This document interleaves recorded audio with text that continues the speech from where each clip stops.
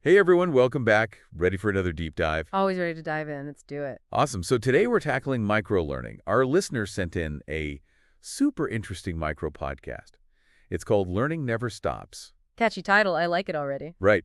And it's just 2 minutes long, but man, it packs a punch. It tells this story about Sarah.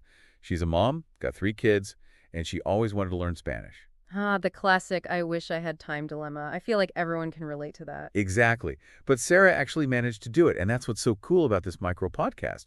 It kind of flips the whole idea of needing tons of time to learn something new on its head. It's like instead of saying I don't have time, it's more about finding those little pockets of time in your day and using them strategically. Exactly. And that's what micro learning is all about, right? Exactly. It's all about short, focused bursts of learning.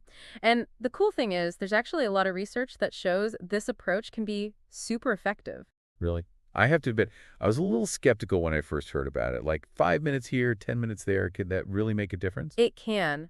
Think about it when you try to cram a ton of information into your brain all at once, a lot of it just bounces right off.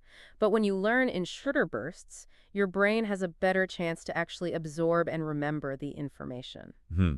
That makes sense. So it's not just about the amount of time you spend learning, but also how you're using that time. Absolutely. Quality over quantity, right? Right. So let's get back to Sarah's story. How did she actually manage to learn Spanish with this whole micro-learning thing? Well, the micro podcast talks about how she used language learning apps, like Duolingo and Babbel. She'd use them during her commute, on her lunch break, even while waiting in line at the grocery store. Oh, yeah, those little pockets of time that we all have. Exactly. And instead of just passively scrolling or listening, she was actively engaging with the material, like using flashcards to test herself and trying to recall the Spanish words.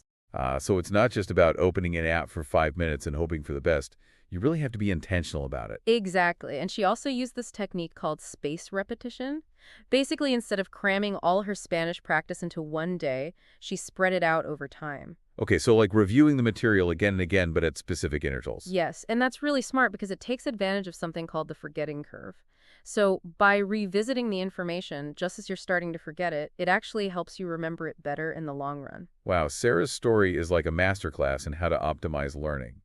And the results speak for themselves. I mean, she's holding conversations in Spanish now. She's even planning a trip to Spain. Yeah, it's pretty amazing. And I think what's so inspiring about her story is that it shows how we can all achieve our learning goals, even if we don't have a lot of free time. Totally. It's like instead of viewing learning as this big, daunting task, we can break it down into these smaller, more manageable chunks. Exactly. And those little chunks can really add up over time.